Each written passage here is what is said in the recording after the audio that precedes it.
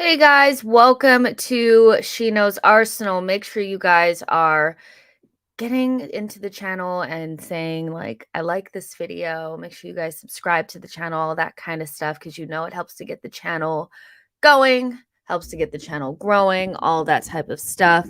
You guys are probably wondering, what is this that you're seeing? This is called Everything Fell Apart 5 minutes before I was supposed to start the show. So you got the webcam, you have the overly bright light, you got that.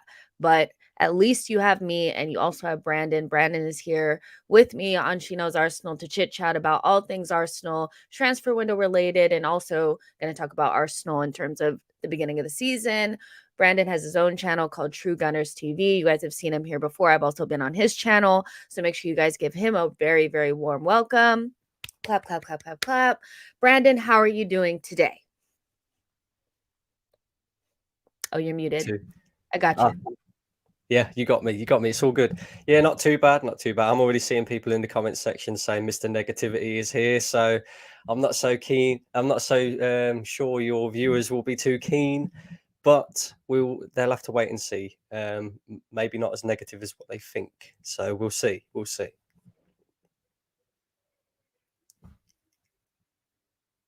I think you're on mute again, Jess. Now I'm muted.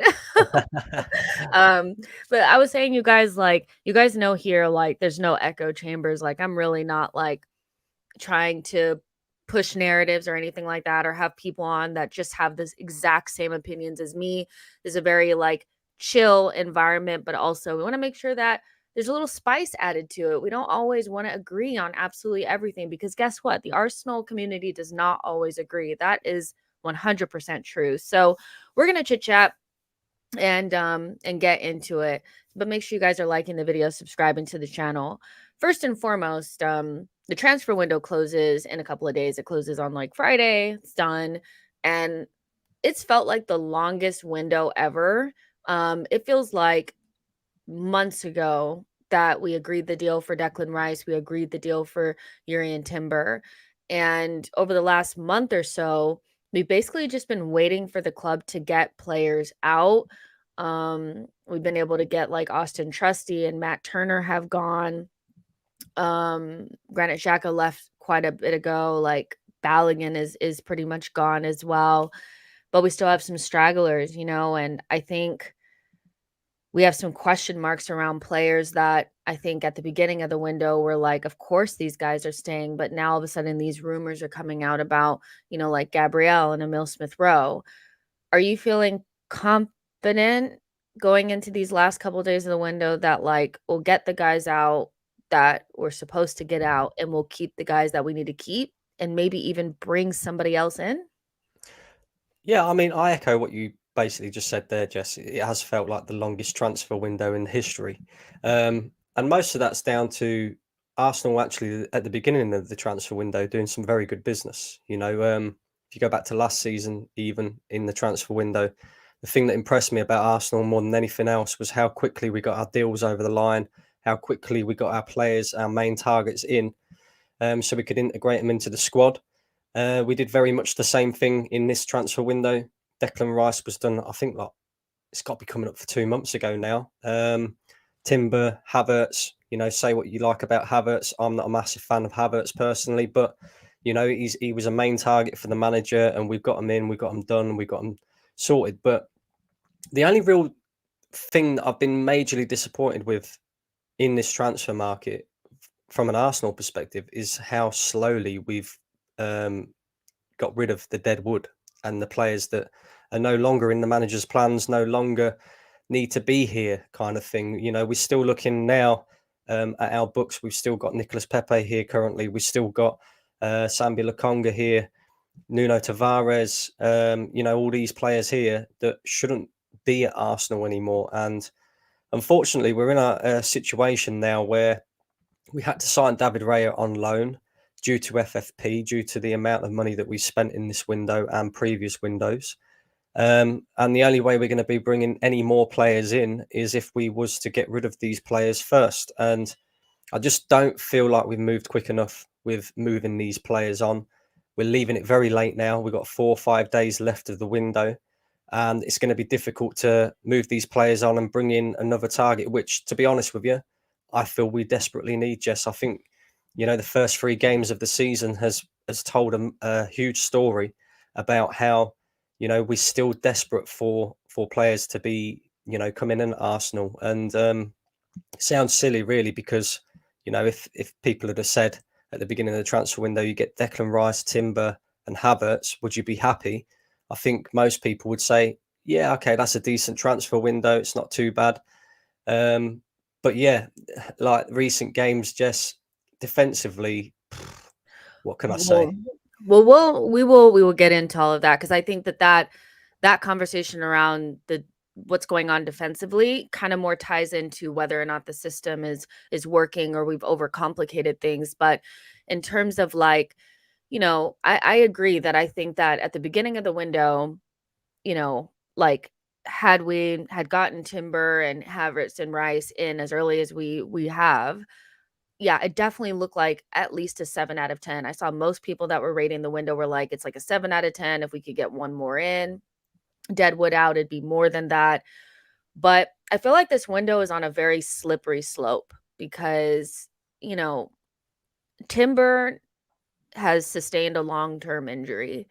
And I don't know about you, but he was the one player that came in that I felt like stepped straight in and made a difference. Like I thought when we played in the Community Shield, I was like, he's going to take us up a level. And people, some people are like, oh, no, he's not going to replace anybody in the starting 11. Personally, I felt like he was replacing somebody in the starting 11 eventually. Like I think he was that good. And it felt like a lot of our plans around shifting the back line a little bit really hinged on him. And now he's out. We need another defender in because, we already were short as it is. We let Tierney go, and Rob Holding is supposed to be going as well. So we Blows have my to mind, bring that one. somebody in, but it's Yeah. like, who do you bring in at this stage that is gonna give you what Timber was giving you, albeit it was just a couple of games where you could see the guy was absolute like, he was perfect. And I wonder, like, what are they sitting around thinking? I'm seeing rumors of Eric Garcia. I think that would be a tragic kind of, like, end of the window signing to make when you made the signing of Timber. Like, what are your thoughts on what kind of defender needs to come in, and are you sitting on the side of the fence? Because people are telling me we don't need a defender, and I'm like, we need a defender, like we need air. I don't see a world where we cannot bring another defender They're in. absolutely crazy. If they're genuinely sitting there saying we don't need another defender, they're I don't know what the drugs they're taking, Jess, but I'd like a little bit because they're clearly not in the real world. The easiest way to put this is, like you just said, we let go of Kieran Tierney. That is the one transfer that kind of blows my mind a little bit because, okay, we can accept Kieran Tierney. He's not part of the manager's plans. He doesn't fit in to the system in the way that we want him to. Very good traditional left back at, going up and down the pitch. But in terms of the inverted style that Arteta likes to play, it doesn't suit him. So I understand why we've moved him on. What I don't understand is why we've loaned him out with no transfer fee coming in. So we haven't got any money for him as such to be able to go in and reinvest into the squad. And like you said, we're already short in that position. We know, Urian Timber's going to be out long term. And now that we've sold Kieran Tierney or loaned him out, we're actually left with less defensive options than what we had last season, regardless of whether Rob Holding stays or not. So Arsenal need to do something because the defensive options we had last season wasn't good enough to win us the league. And the biggest part of the reason why we didn't win the league last season was because we conceded too many goals. We're back in that situation again where we're one William Saliba injury away from a crisis. Or even if you look at now, we're one Zinchenko injury away from a crisis because, like, now we're having to shoehorn players into positions that they're not used to playing, like Thomas Partey at right back, for example, because of the fact that Zinchenko is out. So, and at the end of the day, we're going to be playing more games this season, more competitive football as well, because you've got the Champions League to play as well. So it's inevitable we're going to pick up more injuries throughout the squad. All it takes is for one or two of these defenders to be injured at the same time, and all of a sudden we're in big trouble, big trouble. So we definitely need a defender to come in, but this is what I don't like about the whole system thing, and I know we're going to get into that a little bit later, but I know the players have to be adaptable, but I just don't feel like the manager's being adaptable, Jess. I really don't, because again, if we go back to the last three games, okay, I understand what he's trying to do with the inverted thing from the right. Thomas Partey doing that. He's done it at Atletico. He's played right back a couple of times for Atletico. But the fact is, he's not a right back. He's a central defensive midfielder and arguably one of the best ones in the league. So you've got to play him in that role. And him and Declan Rice in that midfield would be a great partnership. But I personally feel this would have been my solution to it, right? Because for the sake of 3 games until Zinchenko's back fully fit and raring to go. Obviously, we know why he's been sat on the bench. He didn't have a pre-season for Arsenal, so he's not 100% fit, and I understand why he's not starting games. But why is it we have to play this inverted style all the time? Why can't we just go back to the traditional left back, right back, up and down the pitch? For the sake of 3 games, you put Kieran Tierney at left back, you put Ben White in his right back position where he absolutely excelled for Arsenal last season and was arguably one of the best right backs in the league. You play a Gabriel and Saliba defensive partnership, which once again was one of the best in the league last season. And then you got your traditional left back, right back going up and down the pitch. And okay, it's not the inverted style the manager wants to play, but there are going to be games this season where we're going to have to do something like that, because if we do any inverted stuff and we're up against Real Madrid in the Champions League, Vinicius Junior will tear us apart, absolutely tear us apart. And that's regardless of whether Zinchenko's playing there or Thomas Partey's playing there, whoever it is, because when you invert like that, you are defensively exposed at some point. Mm-hmm. Or the other option that he had was, we had Kivior in the team at the weekend, right? He's a centre back being retrained to be a left back, but he's more traditional kind of centre back. You can play Kivior at left back, play Gabriel and Saliba as your centre backs, and then play Ben White at right back. And then rather than having somebody inverting from the left or the right hand side like he likes to do, why not do the same thing that Pep Guardiola does at Man City, where you have a centre back that steps out into midfield?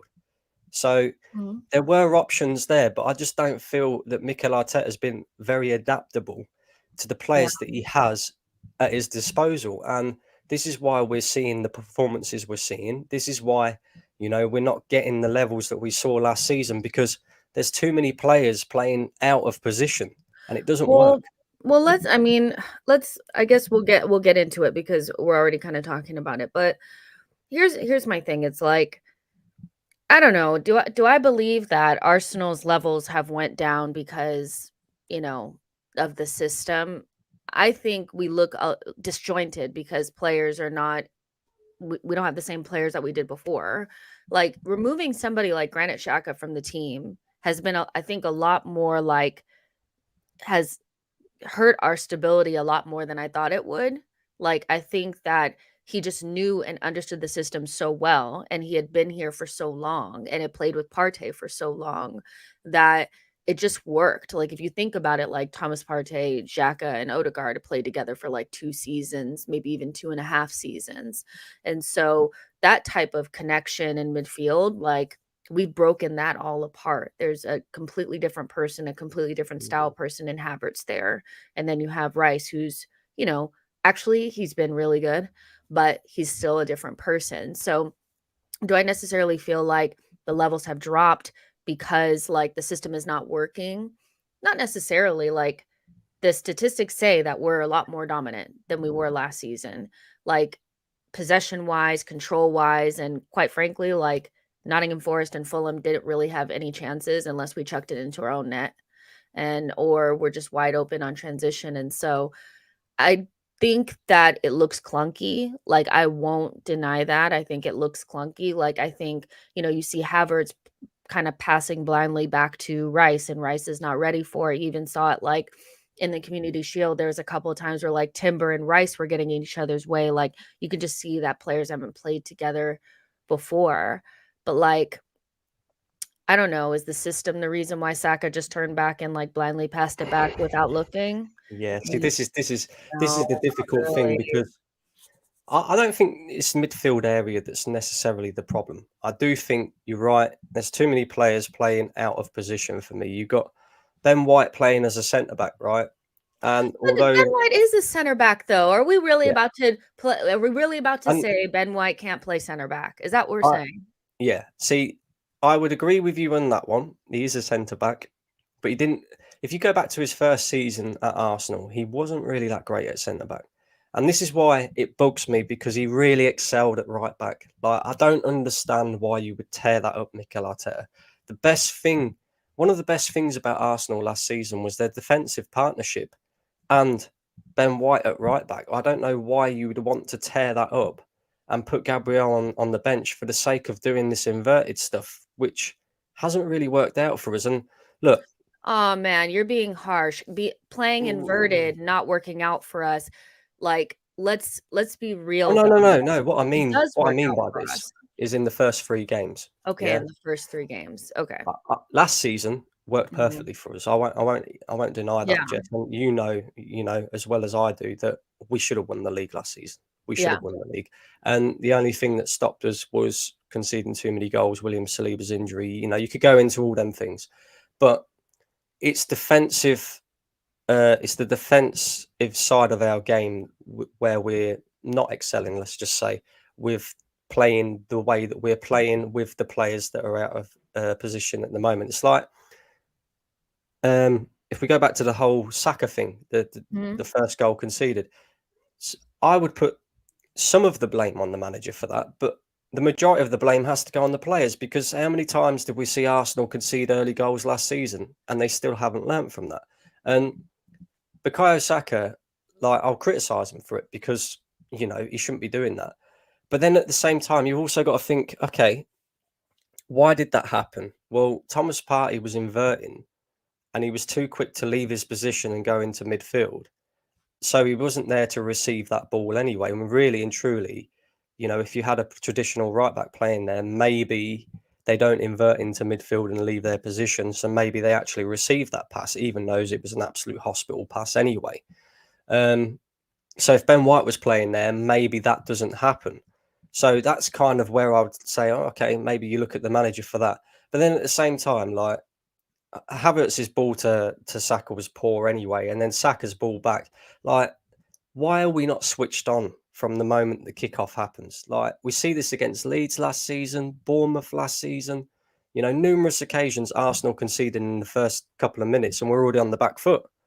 And To yeah, me, the that's system. mentality for me, like, I'm Hmm, having a really hard time connecting, not defending on a corner, which we've been terrible at defending corners since, like, December of last season, and Saka not looking back and passing, like, even if he felt like Ben White should have been there or Thomas Partey should have been there, you have to look up and make sure that they're there, you know? Saka's yeah, a good enough player, we should get, you know? And so, for me, like, because I've seen so many of those goals, like, over the last 6 months of us just giving it to the other team and not making them work for it. I'm having a really hard time connecting that to the system because it's been happening. The only part of the system that for me is a little bit like, okay, what it is trying to understand what we're actually trying to accomplish with the 3 players in Partey, Rice, and Havertz, because I do think at some point Arteta needs to choose 2, and I think what he hasn't done is, like, maybe Zinchenko being out has given him an opportunity to, like, fiddle around with this a little bit and kind of, like, make sure Havertz is playing, but also making sure that you have enough, midfield stability. But at some point, you have to figure out something, and I actually don't think Havertz needs to start every single game in order to adapt at Arsenal. I don't think he has to start every single game. It feels like Arteta wants him to, but, like, it's almost like yeah, it feels like the pressure is, like, almost, like, making it worse of, like, starting every single game, playing all these minutes, like, maybe give him, like, less minutes, play Partey and Rice in there, and, like, let him really ease in because, like, this guy is under crazy pressure. Like, we're all on him, it's not his fault that he's here. But at the It's same tough. time, do you not think Arteta's under crazy pressure to play him? Because as we all know, he was the one who convinced the board to sign him. We splashed out a higher fee on him as well. So everybody's looking to see, okay, what has Mikel seen that nobody else has seen? So maybe he's trying to prove a point himself by playing Havertz so consistently, even those, for Yeah. me, over the past 3 games, people will talk about his uh, runs off the ball and stuff like that. Doesn't really matter to me. Like I look at the chances that he's had over the past 3 games, and he has had a couple of chances, Yeah. clear cut chances as well to put the ball in the back of the net. And this is where I say, although I think Granit Xhaka was definitely more suited to the system. I think you're right about that. But also Yeah. the chances, like Granit Xhaka would be finishing them chances. I don't see, a world in which Granit Xhaka doesn't finish them chances. So he also offered us more in terms of going forward than what Kai Havertz is showing at the moment as well.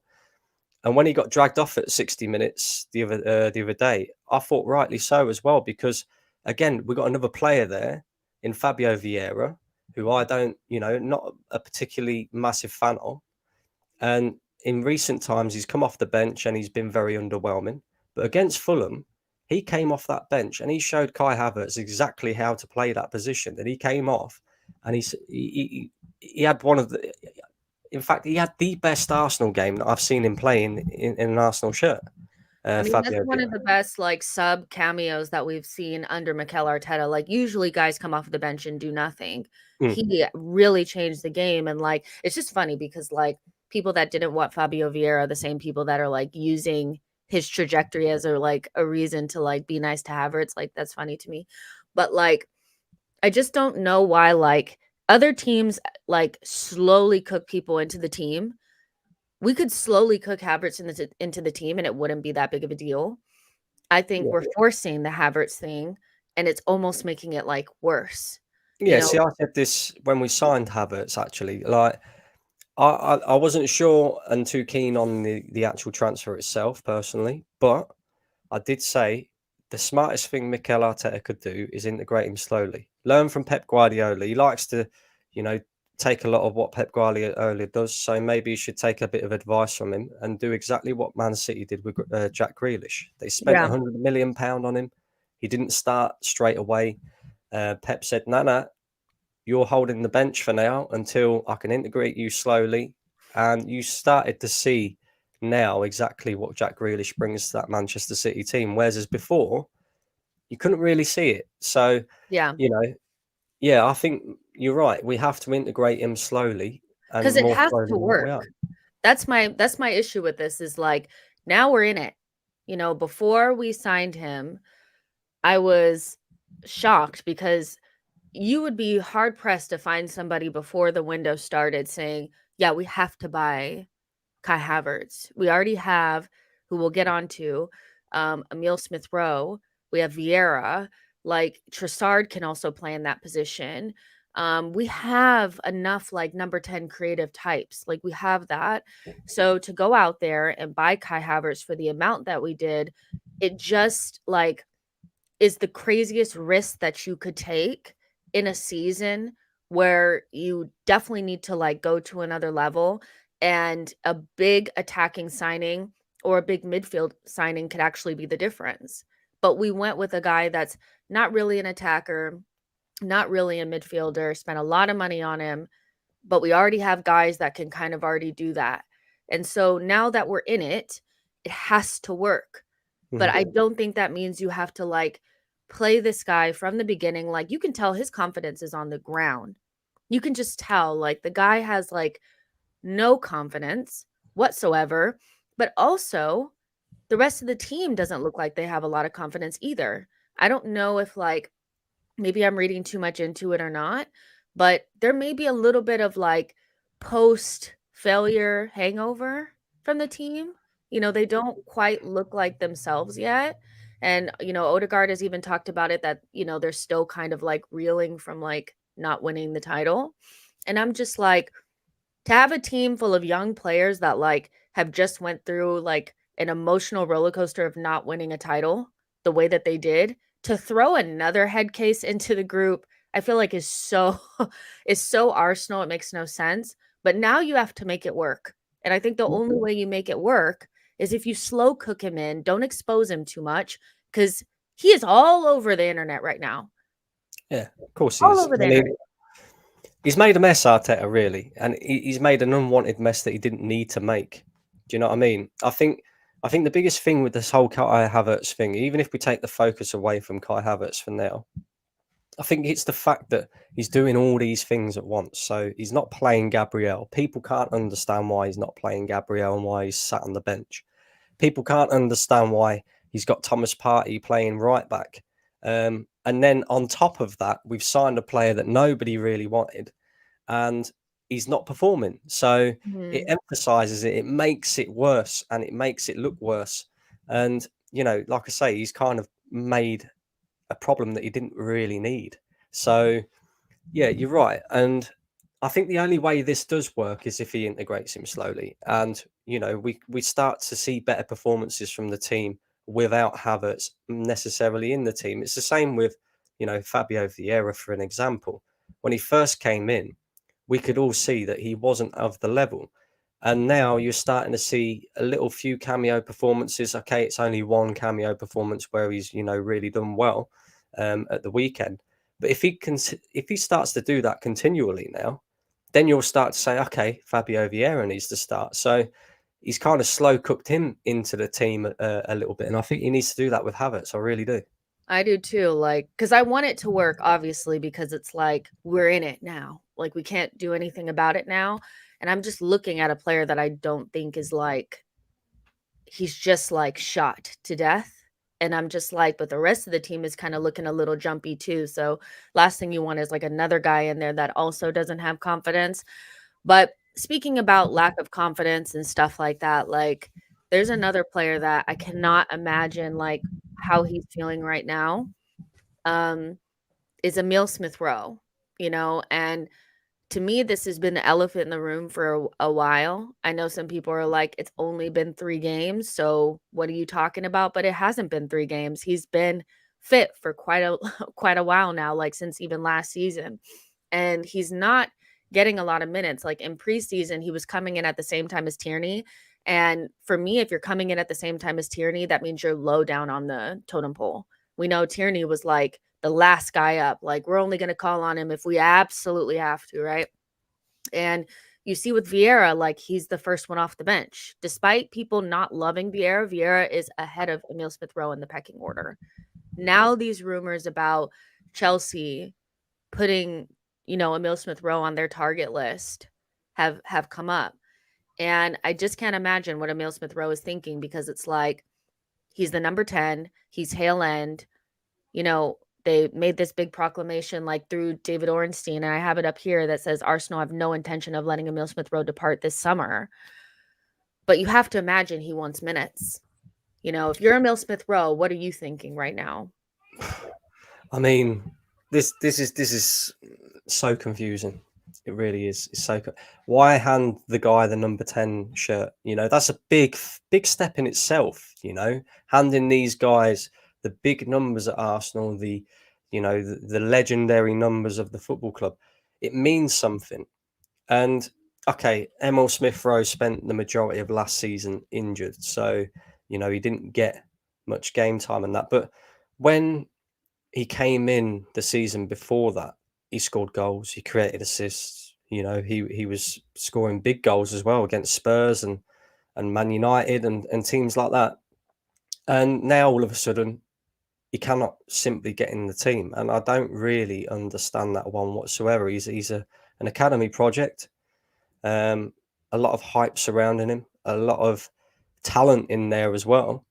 And instead, what we're doing is and I don't like to bring it back to Kai Havertz, but we're playing a player who's had a sample size of 3 poor seasons at Chelsea, ahead of one of our academy products, who is, I would say, arguably a better footballer than Kai Havertz, and would suit the system a hell of a lot better than Kai Havertz. So I'm not really too sure, but I've always maintained, Jess, that this is the season that Mikel Arteta has to do something in terms of winning a trophy and definitely competing for the league title again.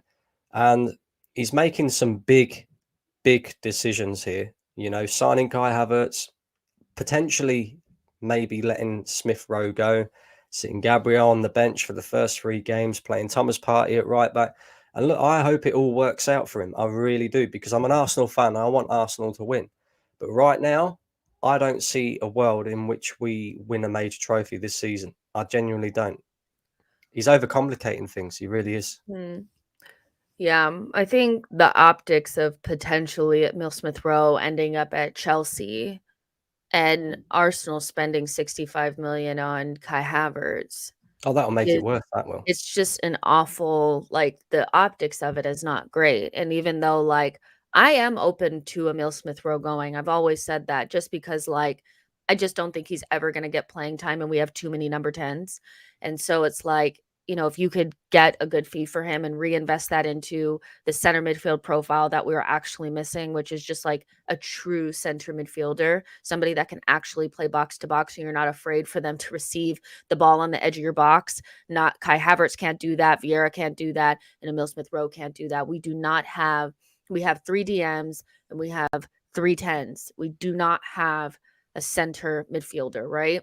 Mhm. And so if we could reinvest that into that or reinvest it into another attacker, then I'm okay with Emile Smith Rowe going.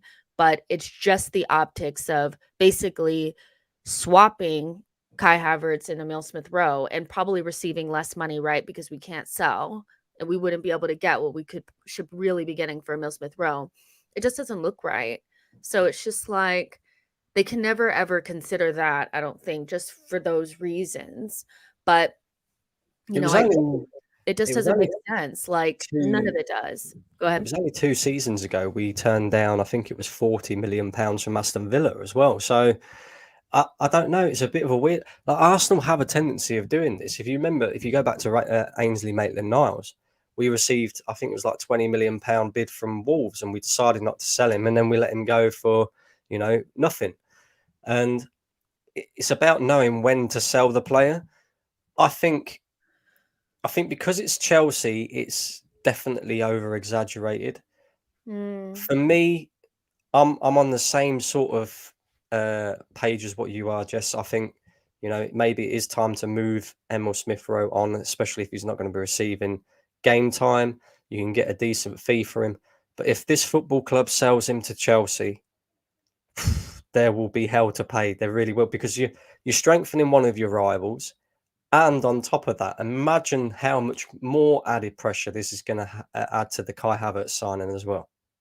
yeah. It'll be I mad. mean, it's something that you can't do, but at the same time, it's just like, I can't help but think that Emile Smith Rowe and Gabrielle not getting any minutes early on in the season is them just kind of holding off to see if a bid or so comes in, and it's just a shame because you want to be able to sell, like, Nuno and Sambi and these guys in order to, like, not have to sell your bigger players, but it just feels like Arsenal are kind of, like, in that weird position where they can't actually sell the deadwood, so they actually may have to sell, like, a bigger player in order to, like, balance the books. Arsenal at this stage probably shouldn't be in that position. I'm not a financial expert, but that just feels like so not what we should be doing at this stage. But, like, yeah, Emile is somebody that I'm okay with going. Um, Not to Chelsea, not now, not the way that all of this has kind of, like, transpired. There's absolutely no way.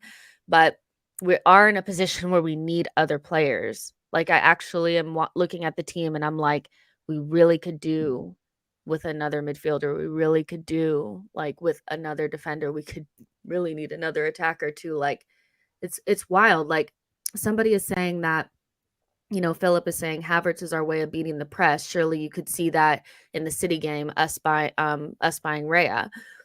And I get what you're saying, but, like, ultimately, like, if we wanted somebody in the team that could give us a target to hit, and go long, surely we didn't have to buy Kai Havertz to do that. Like, I kind of get what you're saying, but at the same time, like, we didn't have to buy buy him. I think that's a way of making it seem like it's a better signing than what it is, but Yeah, I mean, people will look in different ways at it. Some people will be overly positive. Some people will be in the middle. Some people will be, drastically negative about it. But you're right. We're in it now. We've got to hope and pray that the manager gets this right, because if he doesn't, it could well cost him his job. And that's just, the cutthroat business of the Premier League, unfortunately. And, I think you'll see this season that if it all goes wrong, there will be a lot of fans that will be calling for the manager's head, because these are all decisions that are being made by him. And, you know, with regards to transfers and that, like, I don't buy into this that we cannot sell these deadwood players. There are football Mhm. clubs out there that will take these players off our hands. It's not like any of them are on drastically high wages. They're not going to cost an awful lot in terms of transfer fees and that. And I just feel that eventually, at some point, maybe not, this definitely not in this window, but maybe in the next summer transfer window, we may well see the Cronkies revert back to Arsenal need to be a self-sustaining football club once again. Yeah. And if that happens and we are struggling to sell players, then we're in big trouble, because we're going to end up in the same situation we was under with Arsene Wenger, where we're having to sell our best players to get Mhm. transfer fees, and then we're left with all the deadwood that we don't want at the football club. So, you Yeah. know, I'll praise, Edu. He's under the microscope right now as well, because at the end of the day, he's done some good things in the transfer market. The contract renewals of our big name players, the signings that we've made, but he really needs to improve on His selling selling. players and getting good money from. Yeah, for sure, like, that was the last thing on my list of, like, have we done, everything we need to do in this window? And I thought for the most part, yes, but selling is definitely something that has eluded us still. I'm having a really hard time believing that, like you said, we can't sell Lukonga, we can't sell Tavares. Like, these are young players. Like, the fact that there was nobody interested in Tierney is wild to me. I know he's had injuries, but that hasn't stopped any other players from getting picked up. It's just, I don't know if it's the perception or whatever, but like we just don't sell well. And it's keeping us from being able to like maneuver in the window, because I know Arsenal want to do more things. Like we would have gotten that, Ornstein tweet or Gunner blog tweet saying Arsenal are not expected to do any more business in the window, not on incomings or whatever. We haven't gotten that. And that's because Arsenal know they still need to bring somebody in, but they're just waiting around for somebody to take these players. And it's shocking. Like, and even just like, I'm just think about like, okay, we bought Sambi. This will probably never, this will go down as one of the biggest F ups I've ever seen from Arsenal Football Club. You buy Sambi Lakanga off of the, recommendation of Vincent Company, and he tells you he's the next Yaya Toure. This guy comes in, he's nothing like it. First of all, he's not even as big as Yaya Toure. Like Sambi is not a big player at all. He comes in, he's not really Premier League ready. He's not a player that can really play in the Premier League. We loan him out to Crystal Palace. He doesn't really play there. And now he's just sitting around. Nobody wants him. Burnley was supposed to come in and get him again. And Not Vincent, even Vincent Company wants yeah, him. Vincent Company hasn't even like come and got him. And in the meantime, there's Caicedo. Like Caicedo is a player that like Brighton were able to look at. He comes in, he looks good. Lavia is chilling at Man City. We couldn't have looked at him. You know, uh, Brighton are bringing in this other guy, like 25 million. I don't know what his name is, but I'm sure he's going to be a star. I just feel like what the f, and now we're stuck with him. Like, and we spent like 18 million on Sambi Lakanga, and we're stuck with him now. And I'm just like, what has happened? Like that will always go down for me as one of the what were we thinking? Like, you know? Like, Hmm? and Sambi's young and nobody wants him. Yeah. That's shocking because we Not thought just it was family because though. the players were old on big contracts. It's Yeah. actually not. He's Yeah. I not, mean, it's you it's know? not just Sambi though, is it? I mean, Nuno Tavares, he had a reasonably decent season for Marseille last season, and nobody wants him. You look at Cedric. Why on earth did we offer him 4-year contract? You know why? Why? We could have offered him a 2-year deal. We would have taken it because he was on a free anyway. And now we're stuck with him. Um, you know, Nicola Pepe, £72 million spent. By the sounds of it, we're going to be lucky to recoup £10 million. So this is all Crazy. poor, poor, poor. And I know, you know, the Pepe one wasn't under this current regime, but this is all poor transfer dealings by Arsenal. And it doesn't matter if you're Arteta and Edu or the previous regime before that. The one thing that always surrounds Arsenal Football Club is our poor dealings in the transfer market when it comes to selling players. And, you know, Mm. eventually it's going to come back to bite us, Jess. It really is. Yeah, I mean, to me, it's biting us now because I do think that we're in a very, like, desperate situation, like, we need to bring in some sort of defender cover, like, we need it, but you can see we literally can't bring anybody in unless we sell quite a bit of players, like, I don't even think like, Balogun wasn't even enough. Balogun wasn't even enough, like, we still have to sell more, and so, yeah, we're in a desperate situation, but we can't maneuver because we can't sell, and that starts with buying. So, yeah, Edu for me has not really beat the allegations of not being good at selling in this window, and it's a shame because, like, if the window closes and we don't bring anybody else in, yeah, Top reduce four, your expectations. top four. We go back to the top four again. So yeah, that's how fine of a line it is, unfortunately. It's I fine, think the only saving grace right now, Jess, is I look at the other football clubs that are around us, the Liverpools, the Man Mhm. Uniteds, you know, the Newcastles. I don't really think they've done enough in the transfer market either. So I still feel like right now we are the second best team in the league. But that can all change in the next 4 days. It really can. It definitely can, like, I still think people would do business, but, I don't look at anybody and think that they've, like, completely, like you said, like, smashed it the way that they probably wanted to, like, everybody kinda has a little bit of deadwood still left over, so unless you can sell them to Saudi, like, you're pretty much stuck with them as well, so we're all kind of, like, in the same position, I just Arsenal are definitely a player or 2 short, so we'll see how we move through that. But there's 250 of you guys in here. Make sure you guys like the video and subscribe to the channel. So we need to talk about the attack, I think, a little bit because Ivan Toney's being linked, and a lot of people want a big number 9 signing. Jesus is coming back into the fold, after being injured. Eddie seems to have went up another level.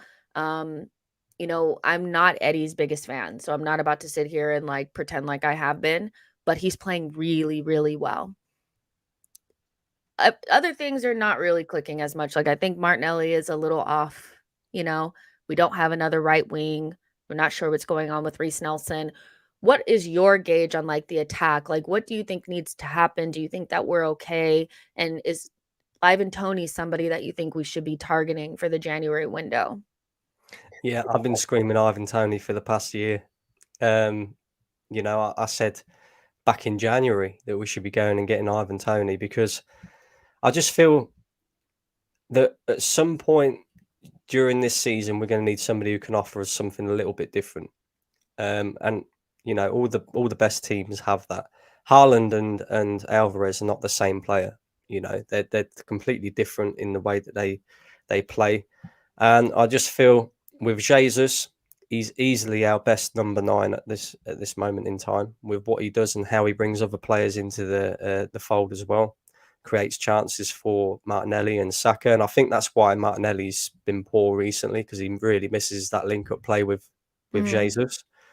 Um, but yeah, I do feel like there's going to be times where we're going to need that big centre forward who can hold the ball up and you know, score goals as well. And Ivan Toney's the perfect one for me. And I know he's out for, you know, until January, but I would seriously go and get him in January because he will make all the difference to our attack.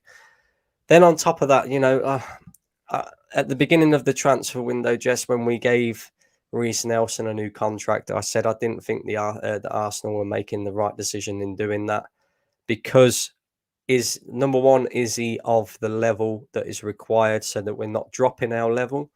Maybe, maybe not. But then also, the guy tends to spend a lot of time out on the sidelines, and we're seeing that again. So, yeah, we're desperate for another right winger, because otherwise we're going to burn Bukayo Saka out yet again this season. Yeah. Yeah. So there's still so much to be done, Jess. There really, really is. Yeah, I mean, it is uncomfortable going into this next season without another, like, top winger. Like, I think Trossard is great, and, like, Trossard is one of my favorite players, and I still think he deserves more playing time than what he gets. But the difference between Trossard and, like, Martinelli and Saka is he's not really like a true winger, like, he's more of, like, a creative forward or an attacking mid, like, he just gives me those vibes, you know? So, he's not somebody that you're gonna want hanging out on the touchline by himself, isolated, trying to beat his man 1v1, and so And if he's Reece definitely not a number 9, Jess. We see that at the weekend. Yeah, And to be he's fair, definitely he's not a I number was 9. one of the fans that was calling for him to start up front, and yeah, he's not a number 9. But He's not. what I'll say about that though as well is, like, but there are games last season that he played through the middle when Jesus was not there, and he was great. This was just an off game, and so Yeah, I wouldn't never play him there again. He just had a poor game, and, it is what it is. But Reece Nelson is just not somebody that I particularly rely upon. Like, he's not somebody that I think I mean, he as soon as, the preseason started, he was injured. So we don't really have another player that we can truly rely upon just in case something happens to Saka. And that does worry me, but it does look like the window is going to close without Arsenal really addressing that. Now, the other thing that I always kind of question is, well, if Saka or Martinelli were not to play, shouldn't Arsenal be able to deal with that without it looking like if we don't have one of these players in the team, we can't function?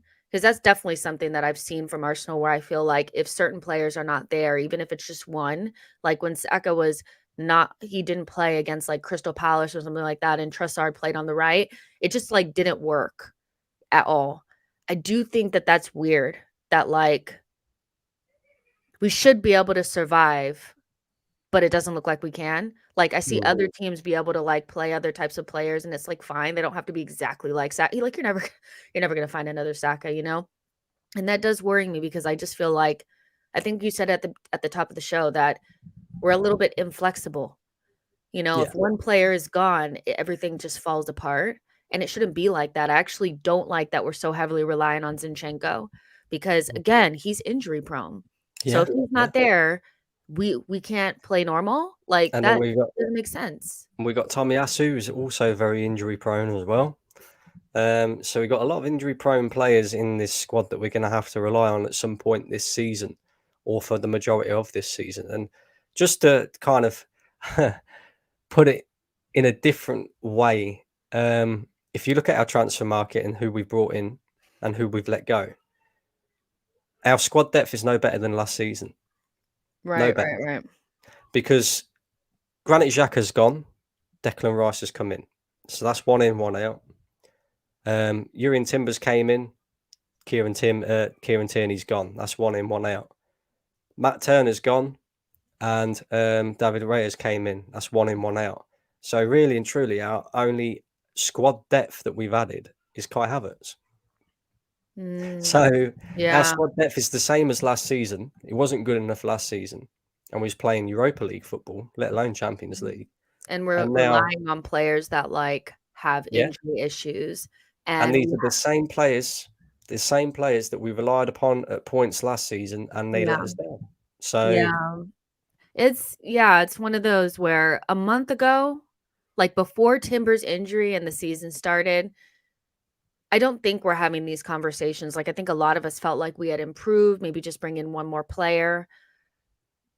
But with Timber's injury and our inability to sell, we can't maneuver and actually, like, change that. But we're also getting rid of players, and it's strange. Like, it just is like I don't know what Arsenal are doing. I'm back to being like, what are we doing? Like, I don't get it anymore. And Mm. I'm feeling less confident now because, like, but before the season started, after the Community Shield, I was like, okay, I think we're gonna be fine. Now I'm like, yeah, we are an injury away from things just completely collapsing. But that's why I kind of am okay with us trying different things. Like, my cup of tea is definitely not Thomas Partey at right back. I'll be honest. Like, I think he's too stiff to play in that position. Like, it's just not it. Like, it's not going. It's not doing it. But I'm not opposed to us early on trying different things because we have to be in a position where we are not heavily reliant upon Zinchenko having to be on the pitch and for us to win a game. We have to be able to have Nketiah up there instead of Jesus and still win a game. We have to have different things because there's going to be games where those players are not going to be available. And like, if we can't win without them, we're effed. And that's why I am kind of okay with tinkering with the system. I'm just not sure about that right back thing that they're Mhm. doing with Thomas Partey. I think that's the one thing. I think that's a lot of people's thing. I don't care if Kai Havertz really plays. I would prefer him to sit the bench, but like Thomas Partey at right back is stinking. It doesn't fit, and it's like an obvious thing that's not Yeah, that yeah. doesn't This work, is you the know? manager causing another problem for himself that he doesn't need to cause. It's that simple. He's got the options there. Like I say, you've got Gabriel sat on the bench. I don't understand why you wouldn't play Gabriel and Saliba when it Well, was. maybe because You know, they think they can sell him. Like, those rumors coming out about Gabriel, jeez. like, potentially, like, somebody from Saudi wanting to buy him, that's the only thing that makes sense to why Gabriel is not playing because they want Mm. to protect him just in case this big bid comes in. And But even replace him with who?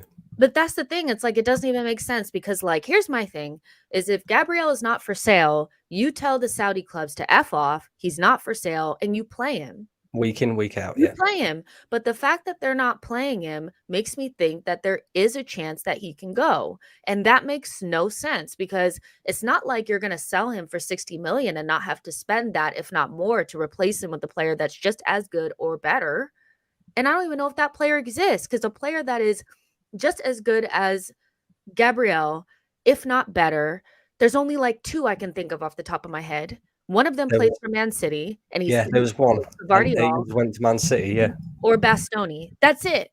yeah. Everybody And he's else, just signed a new contract at Inter Milan. So yeah, so you can't sell Gabrielle. So what are we doing? Like, I just want to ask somebody at Arsenal, explain to me what the F we're doing because it doesn't I'm confused. Like, yeah, I'm confused. yeah, If he's not for sale, just play just play him. yeah. Just Makes play him. sense. Just Come play on. him. Like I say, one of the best things about Arsenal last season, and you're breaking it apart. It doesn't make no sense. It really doesn't. But It's everybody's on the bandwagon now that we won't see this system against Man United because Zinchenko will be back in there. I Um, mean, I wouldn't be so sure, guys. I think everybody's holding out for this. Oh, we don't worry. It's only for the first 3 games until Zinchenko, is fit again. We won't ever see this system again. We will, because Zinchenko cannot stay fit. So there's going to come a point this season where we will see Thomas Partey at right back again, unless we go out and address it in the next 4 days. And it's going to be costly to us. It really is, just because you know I look at the way we performed over the past 3 games, yeah. and yeah, we've dominated the ball and that, but really and truly, what did we really create in that first half against Fulham? Like, I'll point out the Mhm. first half more than anything else, because we created not a lot. I don't think we had a lot of the ball, didn't really create too much. And if anything, going in at half time, Fulham had the better chances because we got exposed at the back because of the square pegs around holes, players playing out of position. Jimenez should have scored that bicycle kick. They scored, in the first minute, which we gifted them that goal. I think they had another opportunity in that first half as well to score. Um, Whereas as I was looking at our opportunities in the first half, there was a bit few and far between, Man, really. no, I disagree. Saka misses a wide open header at the back post. Kai Yeah. Havertz also had a chance that's 2. Saka Yes. put 1 on the Yes. plate for him, and he flew through and, like, they barely got it off of his toe. There's another one that was, like, across the box, and Havertz just was, like, nowhere to be found, And I'm sorry, but like Martinelli twice right Oh, after yeah, they yeah. scored, got into the box and just kicked it out. Like he just crossed it, kicked it out. And then there was 2 other opportunities where he just shot it straight to Leno. I think we had chances. They just like we just didn't put them away. And like I do think we think about it differently if like Kai Havertz is an offside, which is a very tight offside. On the Odegaard goal, we think about things differently. But I get what you're saying that like it depends on how you look at games. Um, in the moment when I was at the game, all I could think about was the chances that they had. When I Mm, rewatched the game, I was like, damn, we had a lot of chances and we didn't put them away. Our XG was over 3. We had the most XG of any team in the weekend. yeah. The most. We created the most chances and we limited Fulham to less than 1 goal. But Like they again, if had you chances, but yeah, I don't think theirs were as clean or clear cut as some of ours. We just were effing wasteful. yeah, we were wasteful. But Mhm. again, if you take it back to last season, we was dominating teams and not really looking like conceding goals either. So it's a bit worrying that, we're allowing these teams to have 3 or 4 chances and very good chances as well. Jimenez's chance was very, very good chance. Um, and really, you should be doing better with that. Let's be honest. And it's not only that; it's the opposition that we've played in the last 3 games. They're teams that are going to be finishing in and around the mid-table, and we got much tougher fixtures coming up now. We got Manchester United, then we got the international break, then we got Man City at some point as well. So this it needs to get sorted out real quick. And Yeah. the only reason that I'd point more to the system kind of thing and players playing out of the system is because I don't really think over the past 3 games we've actually had a player that has been a standout performer. Do you know what I mean? I look at all the players that we've played over the last 3 games. Nobody really stands out to me as being, yes, you're playing at the same level you was last season. All of them have, been Eddie. reasonably poor within themselves. Declan Rice has actually been one of our better players, and he's a new signing. So Eddie. it's yeah, Eddie. I mean, but Eddie's again, lifting his if you go level. back to the weekend, he came on as a substitute and did it. Fabio Vieira came on as a substitute and did it. But from the starting 11, I don't really think there was an outstanding player there that I could say, yeah, you really hit the heights in that game. And I I would do think it's down to the whole yeah, square no, pegs round 100%. holes thing. Do you know what I mean? Yeah, I mean, I would say that like I would say Martinelli has been kind of poor in these last couple of games. I don't think Saka's been, but Saka's bad game is better than a lot of people's like good games. So like Saka always kind of looks good to me, but like he was obviously made some mistakes in the Fulham game that were like very like big ones. Um, Rice has been great. I mean, he is just slotted straight in. The guy is just, I mean, he looks the part. Like I love him so much. Um, and then Saliba, I think, has looked good. The thing Yeah. is like I think we're just so used to him being what he is. He doesn't, you know. I thought White has looked good. I think what it is none of our attackers like Saka or Martinelli. I don't think they've had spectacular games as of yet. They've had moments, but not anything that we're used to. No Jesus yet. And Odegaard probably stands out to me as a player that has not reached anywhere near his level yet. And I know people, his his thing went away. He'll probably come back, but Odegaard to me is somebody that like I don't think has reached his level yet, but we know he will at some point. Let's see what you guys are saying. I started some of your guys' comments. Um, we will talk about Ramsdale in a second because that is the next bit of conversation that I wanted to get to. He is back. I was just saying that like Odegaard, I don't think has gotten anywhere near his level. We know what Odegaard looks like when he's playing a really good game. He hasn't reached that yet. So I kind of agree, but I kind of disagree as well. Like they haven't stood out, but I think some people are just so consistent that like we don't notice. Let's see what you guys are saying. Davidson said Rice was supposed to replace Shaka, not switch the whole formation around.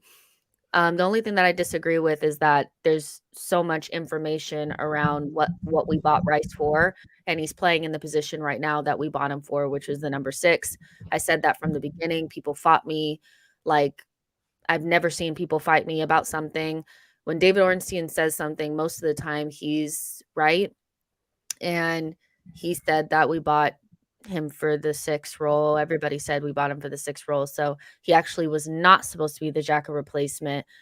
Havertz is, and that's the problem that we have is Havertz is not really doing the same things as Xhaka. He doesn't have the same presence as Xhaka. He's not confident like Xhaka, and so we're missing that presence. But Rice is playing in the position that he's supposed to be playing in. I think people are having a hard time seeing Thomas Partey not in that position, but I said it in the summer, he has been replaced. We're trying to figure out a way to continue to play him as well, but we spent 100 million on Declan Rice to play in that 6th role. That means Thomas Partey has been replaced, whether you like it or not, you know? Philip says Havertz is our way of beating the press. Really, you can see that. We talked about that before.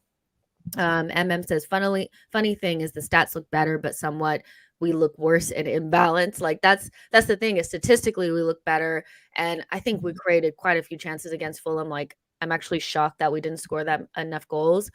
We just don't look as free flowing. So I get that.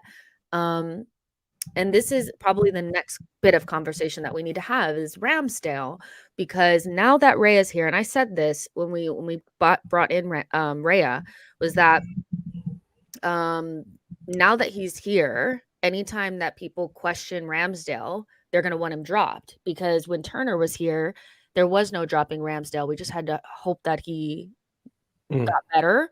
But now that Ray is here, I think there's like an urgency from people to nitpick at everything Ramsdale does and then be like, we'll bring Raya in.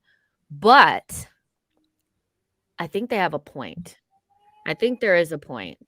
I love Ramsdale, but I don't think that he's saving enough chances. He has won a game where he does some Superman shit, but ultimately I always feel like he could have done better on certain things, and I'm wondering if we would give up less goals if he wasn't back there, because you don't as an Arsenal goalkeeper, most of the time, you don't have to you're not, like, under siege like you are at other clubs. Like, we're not a relegation team. Like, you have 1 or 2 shots that you need to save, but you have to save them, and chances are, if you get a half decent chance against Arsenal right now, if it's on the ground, it will go in, because he doesn't get down onto the ground quick enough.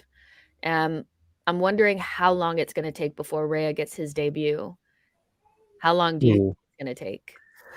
Yeah, see, I'm surprised that Raya hasn't come in yet, to be fair. I Oh, thought, yeah. Mikel would have kind of tried him out Yeah. while he's been tinkering with the team and that. But I don't know. I had a mixed one on the whole Raya situation, because I do think we need a goalkeeper that's of David Raya's level, more so to push Aaron Ramsdale to be better as well. Because I think if you go back to when Aaron Ramsdale first joined Arsenal, he really excelled, because he came in with the attitude of, I'm taking that shirt off you, Leno, and that's my shirt from now on. And you see it, the free kick that you say from James Maddison at Leicester, pushing that onto the bar and then getting up to save the rebound as well. He was making some great saves. But ever since pre-season, this season, and even going back to the back end of last season, Ramsdale makes too many unforced errors for me. He really does. You look at the long shot in pre-season against Man United, Bruno Fernandes. He should be saving that, or at least pushing it onto or around the post, and he lets it go under him. So I think bringing in David Raya, in my mind, would have been great for Aaron Ramsdale, because it gives him that competition there again to say, hello, mate, you all right? It gives him that competition there again to say, yeah, you ain't going to be starting week in, week out if you keep dropping clangers. And unfortunately, it doesn't seem to have had the effect that I thought it was going to have so far.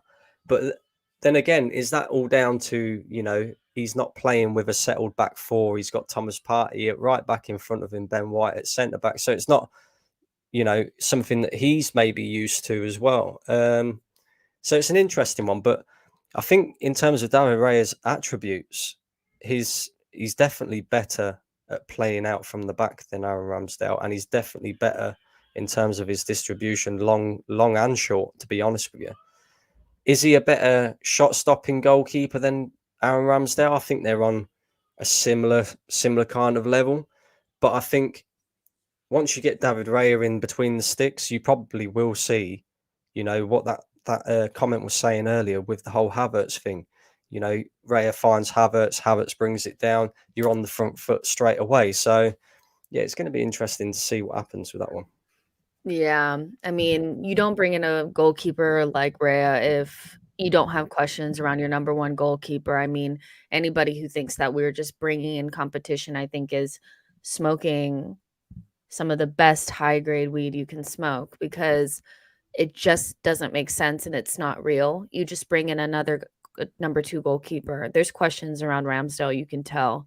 And there should be because I think Ramsdale's great, but Ramsdale was not our first choice. And I think you can kind of see why he's, I think he has the courage and all that kind of stuff.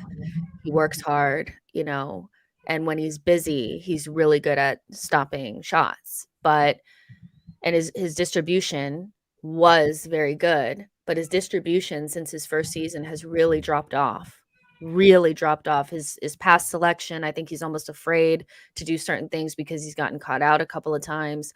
And I haven't seen any of those like long distributions into like Martinelli and Saka's feet for a long time. Like it's very pedestrian now, like kind of anybody can do what he's doing now. It's like, okay.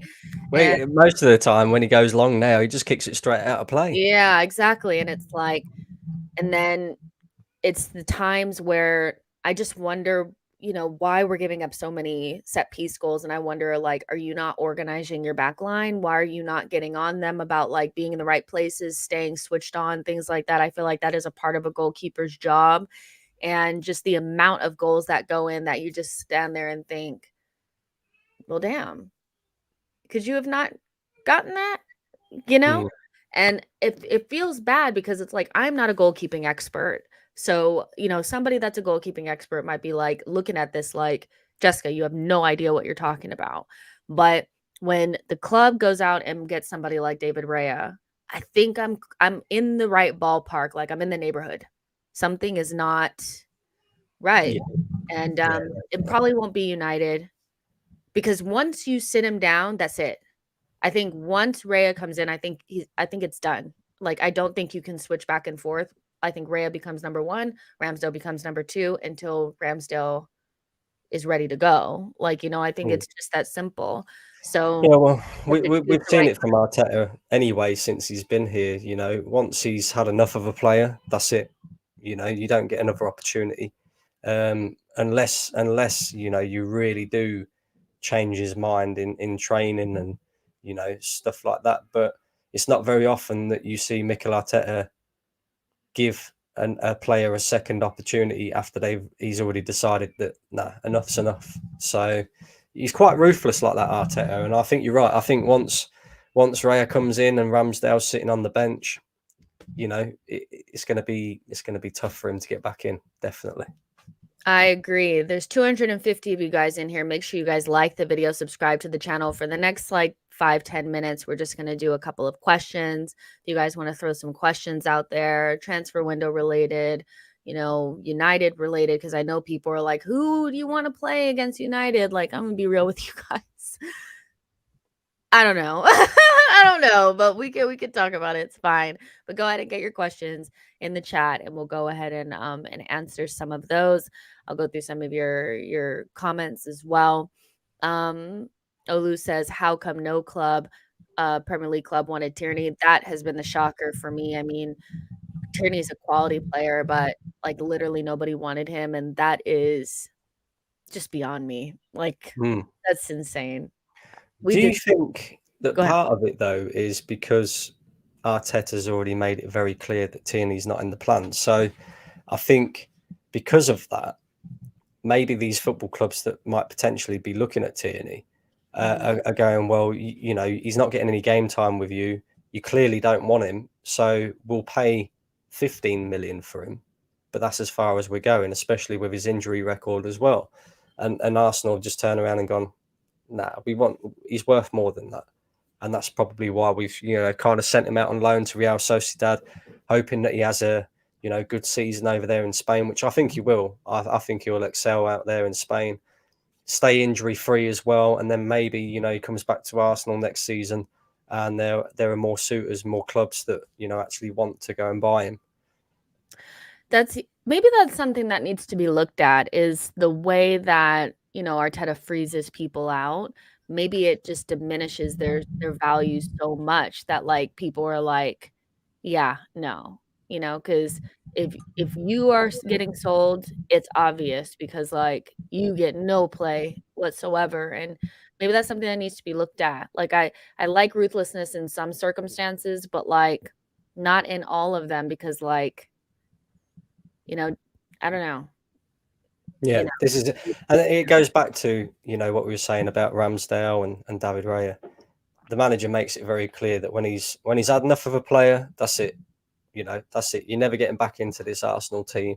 You'll be moved on. And because he makes it so obvious like that, I think it That's what then it puts is. the power into the hands of the buying club, let's just say. 100%. Okay, we have some questions here. By the way, I'm not gonna call you out, but like if you're in the chat right now saying that Spurs are more attractive than Arsenal right now because they played a couple of decent games and they can pass the ball now, and because in our first 3 games, first of all, we have more points than them still, and we still play decent football. Like, get a grip. They're not more attractive than us. We have Champions League. They don't. Like, get a grip. Like I'm all for we need to fix some things, but I'm not for Spurs are more attractive because in 3 games they play decent football. Like, I'm not here for that. Okay. Lord Gunnar says, is Havertz inclusion in the starting 11 hindering Martinelli's performance? No, I think the lack of Gabriel Jesus is hindering Martinelli's performance. We see it last season, to be honest with you. When Eddie came into the side last season, he's not as good as Jesus at bringing other players into play and getting them into good positions, scoring positions. And I think Martinelli's missing Gabriel Jesus more than that it is that Kai Havertz is in the team. Yeah, and I think sometimes we do maybe let Martinelli off the hook. Sometimes it's like whoever's in there, if he's not playing well, it's because he doesn't have so and so, he doesn't have so and so. Martinelli's playing poorly because he started off the season poorly. Like, the thing is he was not good in preseason. And when I said it, people were getting upset. But I was like, Trossard is playing amazing in preseason. He should just start the season. Oh no, you have to start Martinelli. He's just not playing that well right now. Like, it's not that deep. Besides the little assist that he had against Nottingham Forest, he's just been whatever, so it's not on Havertz. Havertz is not the reason why Martinelli was getting into the box and just kicking it out. I think sometimes we try to look for a reason why the player that we don't like is the reason why everything is going to shit. You can't blame that on Havertz. Like, Martinelli just has to do better, Like, there's just no way. Boy says Martinelli is supposed to be able to play his position without needing specific players around him. And I do think some people do need specific players around them to bring out the best out of them. But like, it's really not on Havertz that Martinelli is not performing, because he hasn't been performing since he's been back. Aha says, if we don't get a timber replacement in this window, then is this a poor window? If we don't at least sign, we need 3 really. We need 3 signings. Reduce your expectations. If we got one on loan, I would be like, wow. Yeah, let's just say overall, and it sounds silly just because of the amount of money that we've spent. But if you look at it overall, if Arsenal don't bring in any more players, I'd have to give it like a 4 out of 10. Genuinely. Because although Declan Rice and Yuri Timber, the Yuri Timber thing is unfortunate. That's nobody's fault, right? And you're right. If we'd have had Yuri Timber playing now, maybe we wouldn't be having these conversations. But when you look at it in the cold light of day, like I said earlier, it's Rice, Xhaka, one in, one out. So we haven't really added to the problem that stopped us from winning the league last season, which was squad depth. Our squad depth right now is Kai Havertz. That's it. Apart from that, it's exactly the same as what we had last season. They weren't good enough last season, so they're not good enough now, and we need more. So, yeah, Yeah. for me, 4 out of 10 at the moment. I agree that it would be a poor window just because like you have to replace Urian Timber. There was so many plans built around him. You could tell. He came straight in and was starting games on whatever side he wanted to. If it was the right, it was the left, he was starting. And so I think a lot of the plans were built around his versatility, his technical ability, his athleticism. And so to not bring somebody else in, I think would be negligent at this point. And this is why spending the 65 million on Havertz was always going to come back and look crazy, because you can't get that money back now. You have Emile Smith Rowe sitting right there that could probably do some of the same things that Havertz can do. And you have to sell players that you can't sell in order to get scrape a couple pounds together so that you can bring somebody in. I mean, yeah, it's wild to me. But yeah, the Timber thing is so unfortunate. And yeah, but they need to get somebody in. Kevy Kev says, who would you start versus United, ESR or Havertz? I'm gonna be The, shame an- myself. the answer is neither. I'm gonna be shame. Yeah. To be fair, the answer is neither. Yeah, you probably go Thomas Partey, Declan Rice in the midfield with Martin Odegaard. Put Ben White back at right back where he should be. Put Gabriel and Saliba as your best defensive partnership on the pitch like they should be. Zinchenko at left back inverting. And then your front three of Martinelli, Saka. And then it's a question mark. Do you play Jesus and do you risk him even, with the injury thing? I'd be tempted to play Jesus, but I probably wouldn't because Eddie Nketiah is on form right now. So I would, start Yeah. Eddie Nketiah. Yeah. I would say like just off of the top of my head, like I do think you have to maybe go with Thomas Partey and Rice in midfield and start Eddie up front. He deserves it. There's a Um, comment in here just saying Eddie Nketiah is injured, apparently, according to reports. um, the last time I checked, a couple of different sources have said that there was suspicion that he may have been injured, but he's not, or it's wide of the mark. Now, what I will say is that sometimes Arsenal lie. And so until I see him on the team sheet, I will probably be like, oh shit, because we know how they are. They're not really transparent with injuries. He may have an injury, but they're acting like he doesn't, just because that's what they do. Remember what they did with Tamiyasu, remember what they did with Saliba. Like, this is just, you know. But if Eddie is fit, he definitely starts. If he's not fit, then you start Jesus, I think. But going into a game against a bigger team, you have to go with a solid team. You got to maybe bring Gabriel back into the fold. By then, the window will have closed. So you can go ahead and bring him back in now because he should still be here. And go with Zinchenko, like just go to the old faithful, I guess. Like, but I have a feeling Havertz is going to start again Yeah, and again and again and again and again. yeah, That's and what I think. it'll either go one way or the other. It'll either be detrimental to the manager's job, or it will work for us. And hopefully it's the latter. Hopefully it works for us. Hopefully, we do go on to compete for a league title this season. But I don't know. I'm not so sure at the moment, Jess. I really ain't. Yeah, it's yeah, 3 games in and everybody's kind of perplexed. It's like it's a lot. Last question, you guys. Philip says, "Just Brandon, do you feel Trossard lost form because he didn't get a starting place after the City game? It seemed pretty harsh to me." I will start on this one. I do think that you need to reward your players in real time when they're in form, and I don't see enough of that. Like, I just don't. I think players have good games and then you don't see them for weeks, or they have good cameos and you don't see them. And the guy that's always plays in that position just goes back into the spot.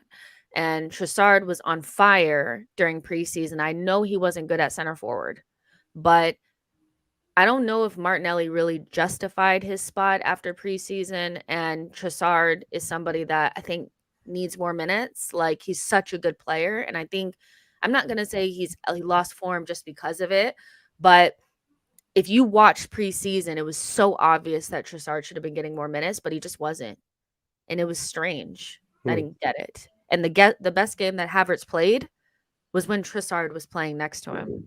So, you know, what do you think? Yeah, yeah, it's a strange one. Like you say, Trossard was arguably our best player in pre-season, full stop. So, the manager needs to learn to play players based off of merit, and that's how you get the best out of the players that you've got at your disposal. Playing based off of merit, not just I'm going to keep picking him and keep picking him because we spent £65 million on him or whatever it may be. You got to play players that are in form, and then as soon as they lose form, drag them out of the team. That's how you keep it competitive as well.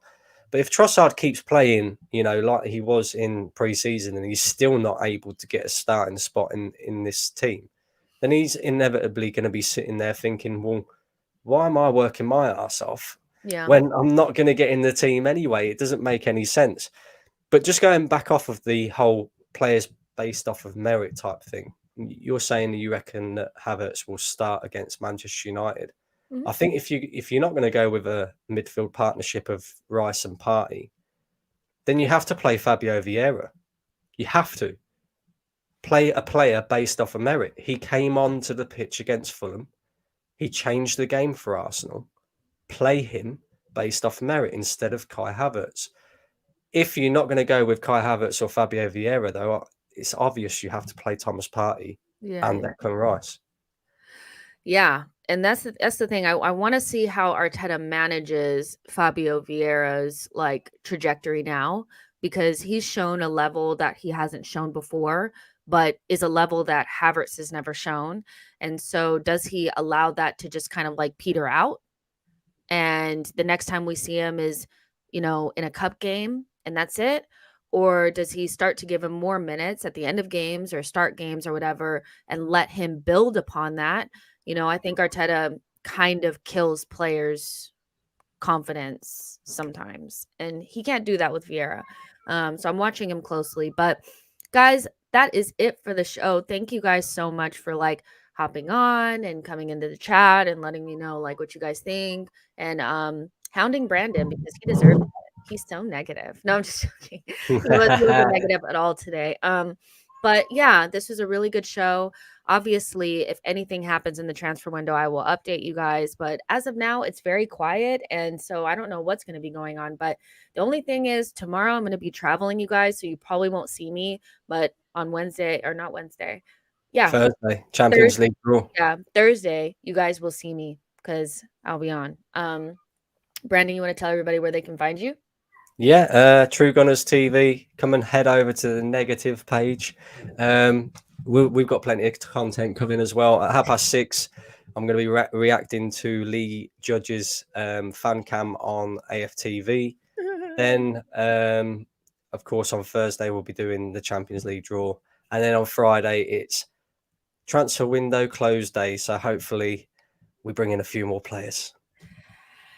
Reduce your expectations. But yeah, you guys, so much fun. Make sure you guys like this video, subscribe to the channel, and I'll see you guys soon. Bye, y'all.